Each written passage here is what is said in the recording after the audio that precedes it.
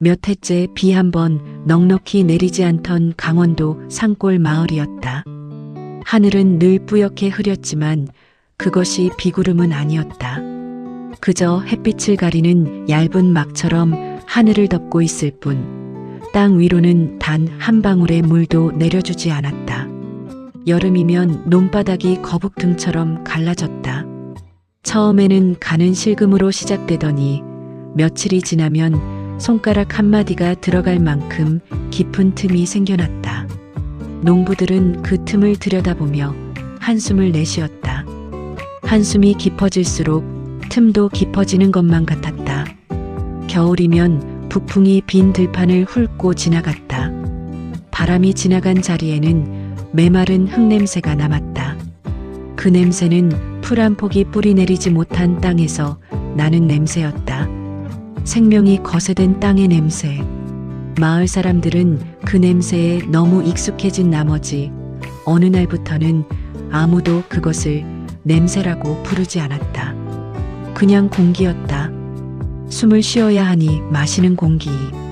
초가집 굴뚝에서는 연기가 드물게 피어올랐다. 태울 것이 있어야 연기가 나는 법이었다. 쌀독은 바닥을 보인 지 오래였고 사람들은 보리겨와 칡뿌리로 허기를 달랬다.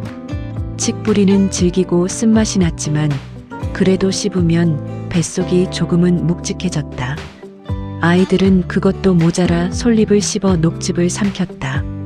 어른들은 아이들이 그러는 것을 말리지 않았다. 말릴 방법이 없었다. 마을 끝 돌담이 반쯤 무너진 초가에 도연이 살았다. 도연은 원래 이 마을 사람이 아니었다. 그는 본래 떠돌이 머슴이었다. 이 집 저 집 돌아다니며 품을 팔고 밥 한 끼 얻어먹고 새벽이 오기 전에 다시 길을 나서는 삶을 살았다. 고향이 어디냐고 묻는 사람에게 그는 늘 같은 말을 했다. 발이 닿는 곳이 고향이지요. 웃으며 하는 말이었지만 그 웃음 뒤에 무엇이 있는지는 아무도 캐묻지 않았다. 머슴의 사정에 관심을 갖는 사람은 많지 않았다. 그런 그가 이 집에 뿌리를 내리게 된 것은 외동딸 때문이었다. 처음 이 집에 품을 팔러 왔을 때 부뚜막 앞에 쪼그려 앉아 불을 지피던 아가씨가 있었다. 뒤꿈치가 터서 굳은 살이 박인 발, 그을음이 묻은 볼 하지만 눈빛만큼은 맑고 단단한 사람이었다. 도연은 그 눈빛에 멈췄다. 그것이 시작이었다. 최노인은 처음에 허락하지 않았다. 뿌리 없는 사내에게 외동딸을 줄 수 없다고 했다. 하지만 도연은 물러서지 않았다. 봄부터 가을까지 이 집 농사를 거들었고 겨울에는 산에서 나무를 해다 팔아 쌀을 마련했다. 말 한마디 없이 오직 두 손으로 증명했다. 최노인이 마침내 고개를 끄덕인 것은 그의 첫눈이 내리던 날이었다. 말은 짧았다. 대릴 사위로 들어와. 이 집을 나가면 안 된다. 도연은 깊이 절했다. 그것으로 좋겠다. 그러나 행복은 오래가지 않았다. 아내는 아이를 낳다 세상을 떠났다. 아이는 살았다. 이름은 준서라 했다. 준서가 처음 울음을 터뜨렸을 때 아내는 이미 눈을 감고 있었다. 도연은 아이를 안은 채 방 한구석에 쪼그려 앉아 밤새 움직이지 않았다. 그 밤에 무슨 생각을 했는지 이후로는 아무도 묻지 않았고 그도 말하지 않았다. 아내가 떠난 뒤 집안 공기는 늘 무거웠다. 장모는 충격이 컸다. 하나밖에 없는 딸을 먼저 보낸 어미의 슬픔은 말로 설명되는 종류의 것이 아니었다. 처음에는 밥도 거부하고 약도 거부했다. 그저 딸의 방 앞에 앉아 하루 종일 그 자리를 지켰다. 그러다 몸이 쓰러졌다. 슬픔이 병이 되었고 병이 깊어졌다. 결국 자리에 눕고 말았다. 기침이 밤마다 깊어졌고 가래 끓는 소리가 새벽마다 집안을 채웠다. 어린 준서는 밤이면 어미를 찾다 잠이 들었다. 처음에는 소리내어 울었다. 엄마, 엄마를 부르며 방 안을 기어다녔다. 도연은 그럴 때마다 아이를 안았다. 아무 말도 하지 않고 그냥 꼭 안고 있었다. 아이가 지쳐 잠이 들 때까지. 몇 달이 지나자 준서는 더 이상 소리를 내어 울지 않았다. 잠자리에 들면 그냥 조용히 눈을 감았다. 그 침묵이 도연에게는 더 무겁게 느껴졌다. 장인 최노인은 마을에서도 성미가 매섭기로 이름난 사람이었다. 얼굴은 늘 그늘져 있었다. 눈썹이 굵고 눈빛이 날카로워 처음 보는 사람은 무조건 기가 눌렸다. 말은 칼처럼 짧았다. 군더더기가 없었다. 그 짧음이 때로는 칼날처럼 사람을 베었다. 딸의 제삿날에도 눈물 한 방울 보이지 않았다. 상차림을 보고도 향을 피워도 절을 올리는 동안에도 그의 얼굴은 바위처럼 굳어 있었다. 사람들은 뒤에서 수군거렸다. 저 영감은 정이 없는 사람이라고. 딸이 죽어도 저러니. 도연은 그런 장인을 마주할 때마다 어깨가 저절로 움츠러들었다. 물 끼러 왔습니다. 나무는 뒤뜰에 쌓았습니다. 알았다. 그것이 두 사람의 하루 대화 전부였다.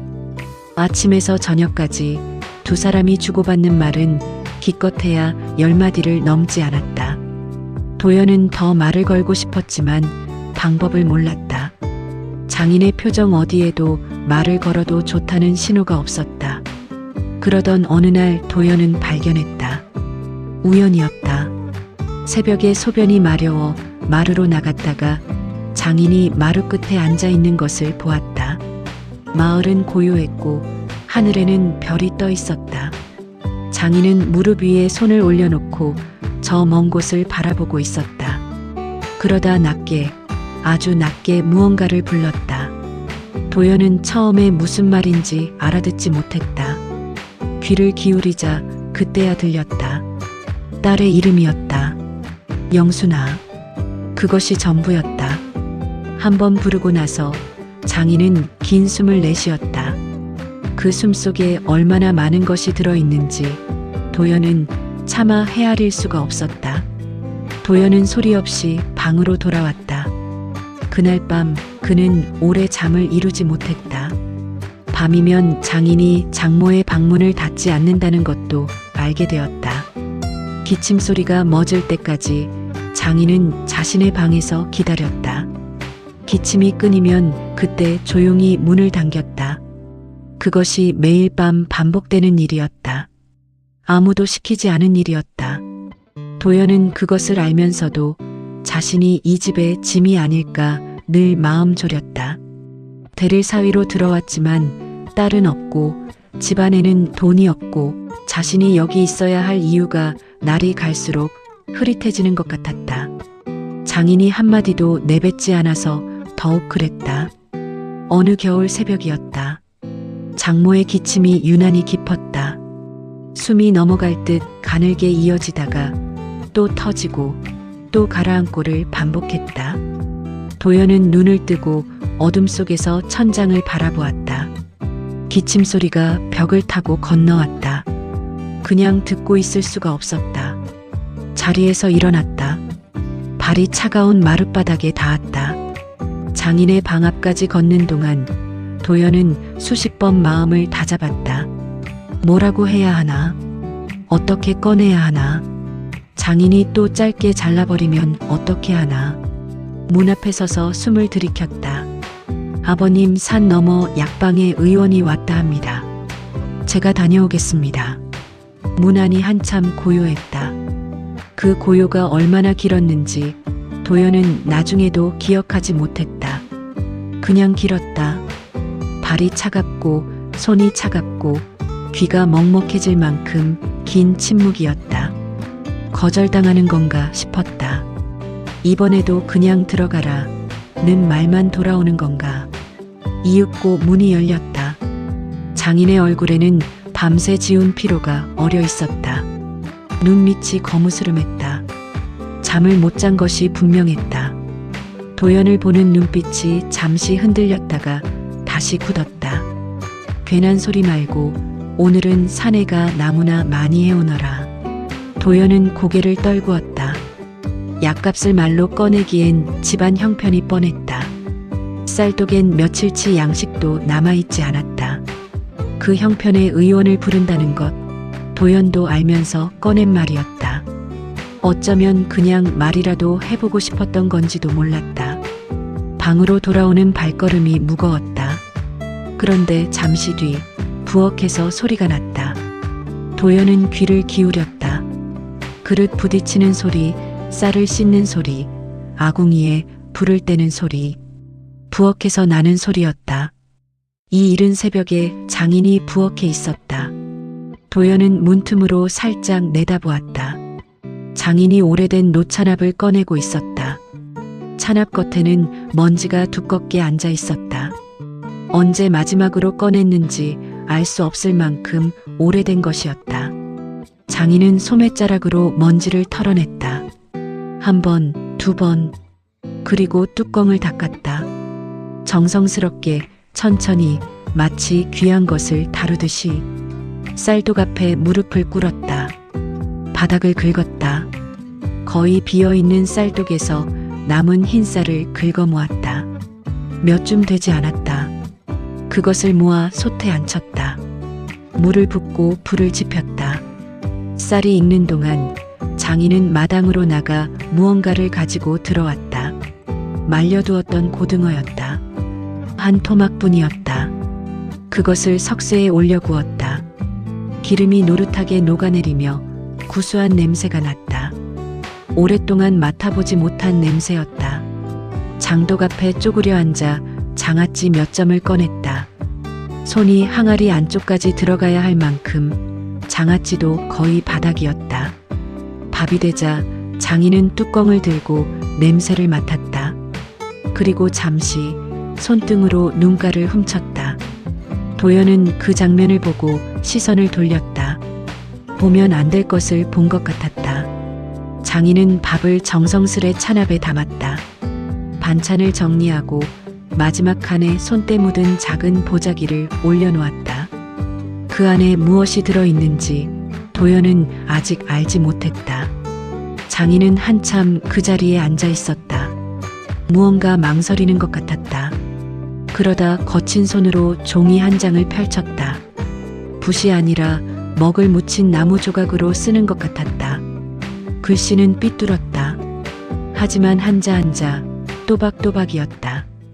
도연이 지게를 메고 나서려 하자 장인이 그 찬압을 내밀었다. 가지고 가. 예. 산에서 먹어라.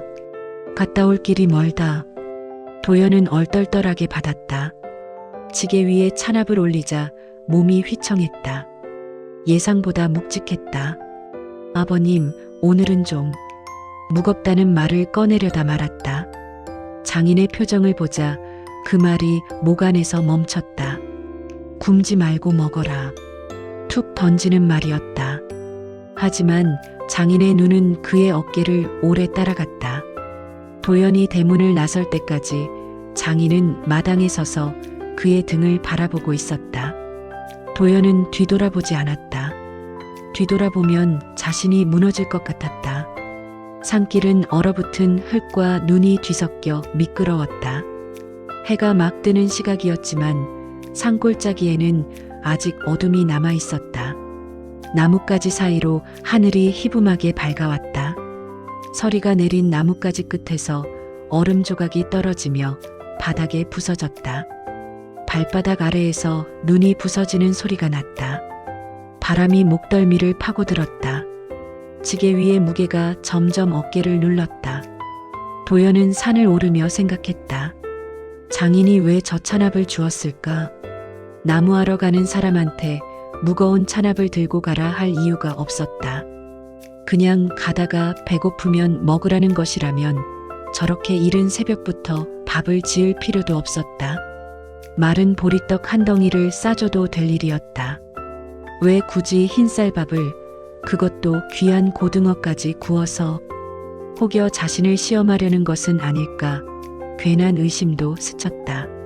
무거운 짐을 들고도 나무를 잘 해오는지 보려는 것일까? 그렇게 생각하니 어깨가 더욱 무거워졌다. 산 중턱에서 숨을 고르며 바위 위에 지게를 내려놓았다. 바람이 잠시 잔잔해진 틈에 찬압을 열었다. 뚜껑을 여는 순간 따뜻한 김이 얼굴을 스쳤다. 아직 온기가 남아 있었다. 산 중턱까지 오는 동안에도 식지 않았다. 김이 눈앞에서 하얗게 피어오르다 사라졌다. 눈앞이 뿌옇게 흐려졌다. 흰쌀밥이었다. 귀한 흰쌀밥이 반질반질하게 담겨 있었다.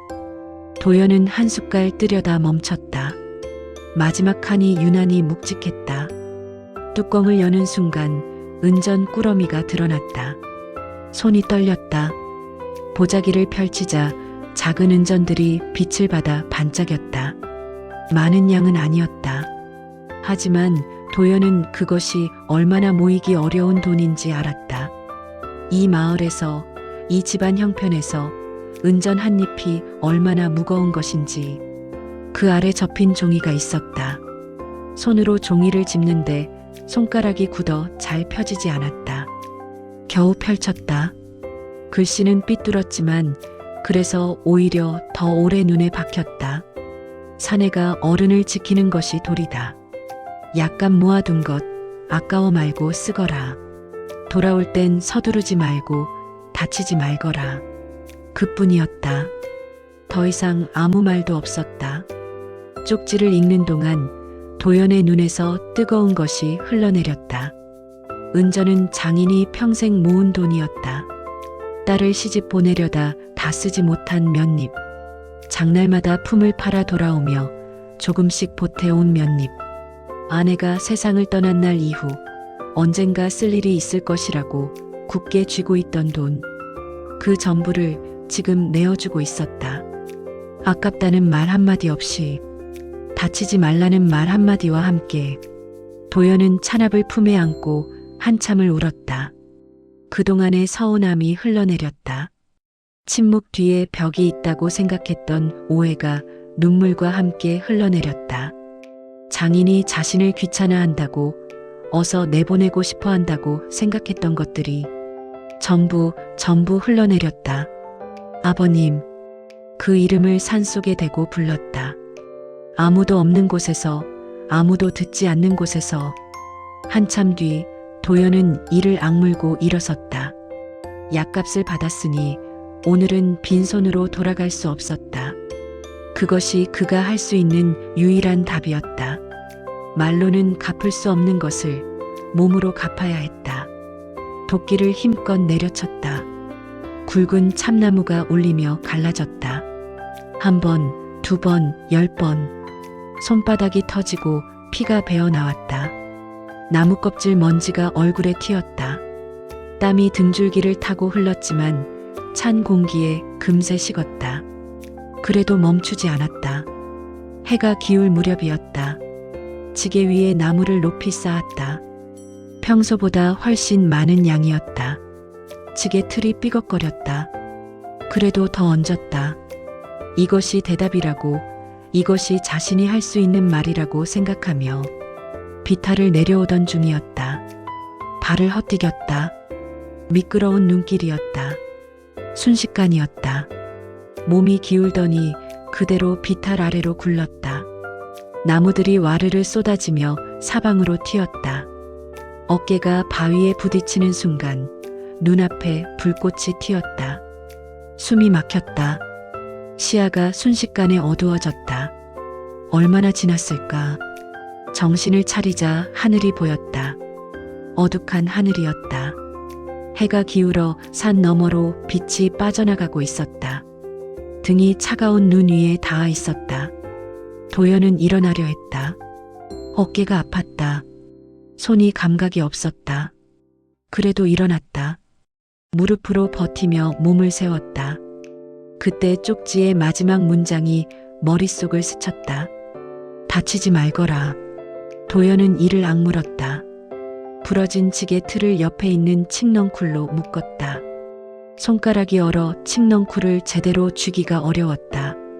몇 번이나 미끄러지며 그래도 묶었다. 흩어진 나무를 하나하나 주워 다시 담았다.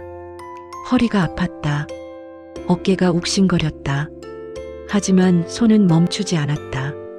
마지막 나무 한 가지를 얹고 나서 잠시 그 자리에 서 있었다. 숨을 크게 들이켰다. 차가운 공기가 폐 속으로 들어왔다. 눈 냄새였다. 얼어붙은 나무 냄새였다. 그리고 다시 걸었다. 마을 어귀에 다다르자 이미 어둠이 내려 있었다. 하늘에 별이 하나둘 보이기 시작했다.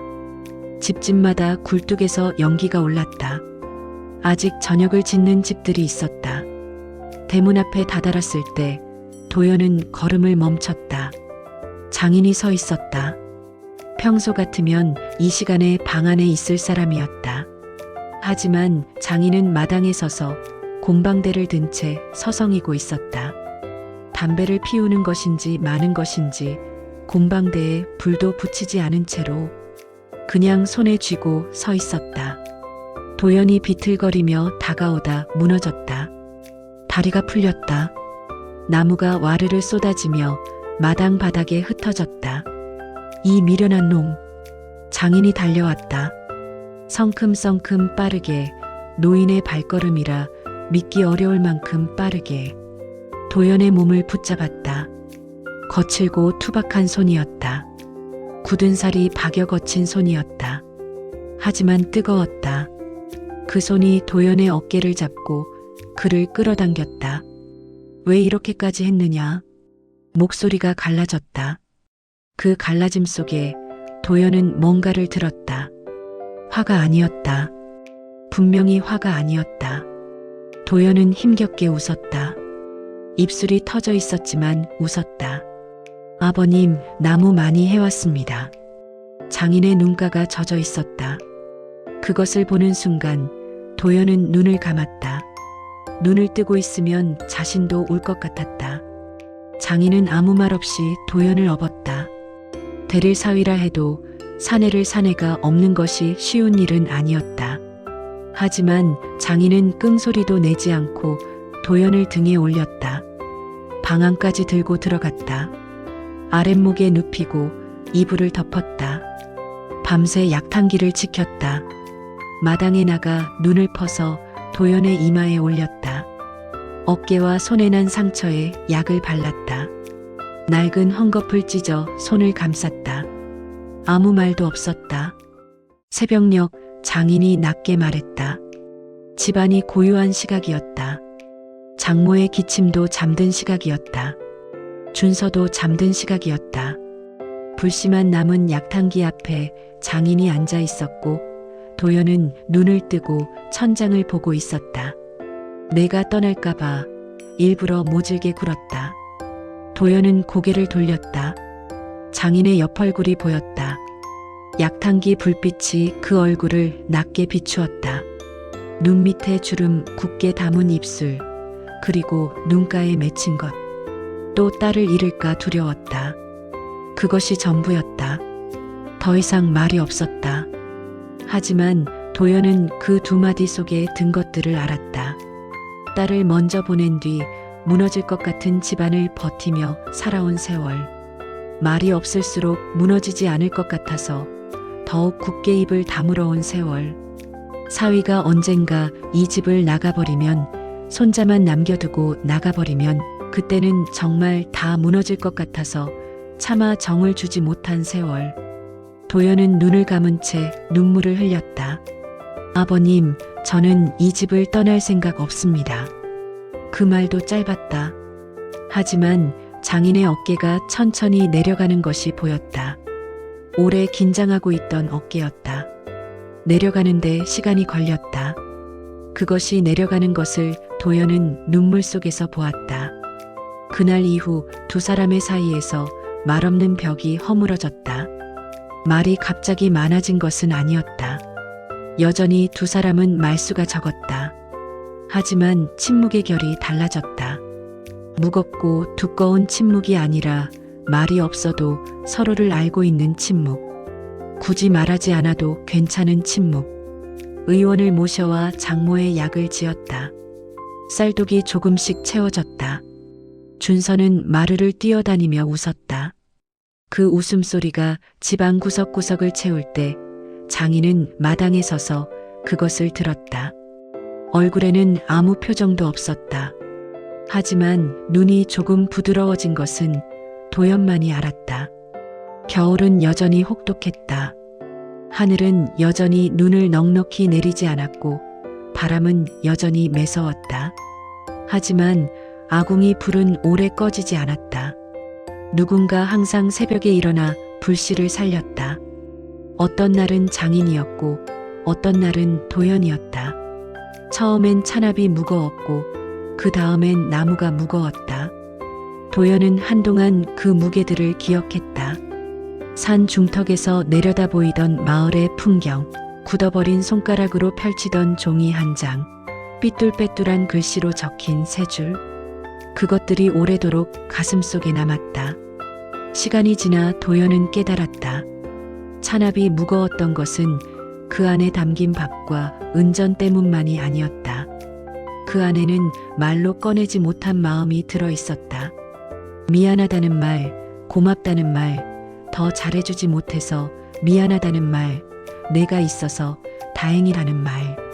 그 모든 말들이 찬압 안에서 밥이 되고 은전이 되어 있었다. 나무가 무거웠던 것은 나무 때문만이 아니었다. 그 무게는 갚아야 할 마음의 무게였다. 말로는 닿지 않는 곳까지 몸으로 닿으려 했던 마음. 다치지 말라고 했는데 다쳤지만 그래도 돌아왔다는 것을 몸으로 보여주려 했던 마음. 세상에서 가장 무거운 것은 말로 하지 못한 사랑의 마음이다.